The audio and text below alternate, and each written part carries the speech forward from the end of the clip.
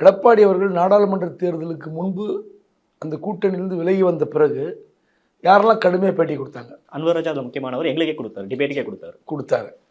ஆனால் அதை விட கூர்மையாக கடுமையாக பேட்டி கொடுத்து டி ஜெயக்குமார் முன்னாள் அமைச்சர். இப்போ அவர் அறிவாளி நோய்க்கு வந்துடுவாரா? அவரே ஏன் சார் இழுக்கிறீங்க? இல்லை சொல்கிறேன், பேச்சுக்கு சொல்கிறேன். இப்போ நீங்கள் சொன்னீங்களே, இப்போது எதிர்கட்சியில் வந்து அந்த கூட்டணி சரியாக இருக்கக்கூடாது, அந்த கூட்டணியில் குழப்பம் வர வேண்டும் என்று ஆளுங்கட்சியும் குழப்பம் விளைவிக்கலாம்ல. ஸோ அன்வர் ராஜா வந்து ஆளுங்கட்சி கையில் எடுத்திருக்கிறா இல்லையான்னு நமக்கு தெரியாது, போக போக தெரியும். இப்போ என்னென்னா, அன்வர் ராஜா ஒரு திராவிட பற்றாளர் அப்படின்னு சொல்லிக்கிறாரு.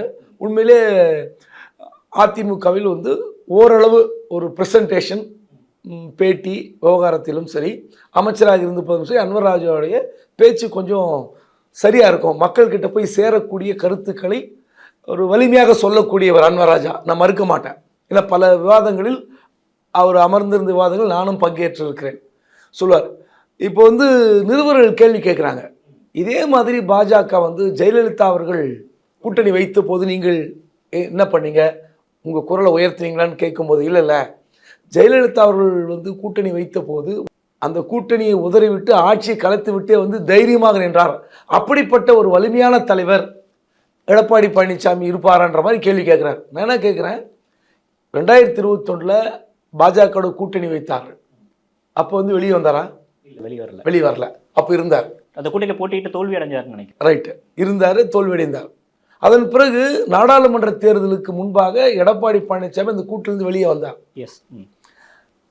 அதன் பிறகு பல்வேறு பேட்டிகளில் அன்வர் ராஜா சொன்ன கருத்துக்களை நானும் உடன்படுறேன். ஆனால் இன்றைக்கு தேவைன்னு ஒன்று இருக்குல்ல, தேர்தல் நேரத்தில் தேவை இருக்கு. நான் கூட பாஜக விமர்சிக்கிறேன், இல்லைன்னு சொல்ல.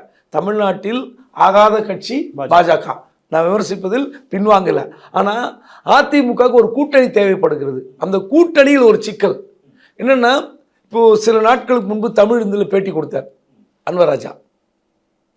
தமிழ்நாட்டில் பாஜக கால் ஊன்ற முடியாது அப்படின்னு சொல்கிறார். அப்போ கூட்டணி என்று வந்தால் நாங்களும் ஜெயிக்கணும், நீங்களும் ஜெயிக்கணும். அந்த அக்ரிமெண்ட் தான் வந்து ஒரு கூட்டணிக்கு சக்ஸஸ் ரேட். அது ஆமாம், அதுதான் பேஸ். நீங்கள் அதில் வந்து எடப்பாடி தான் முதலமைச்சர் அப்படின்னு சொல்லிட்டாரு.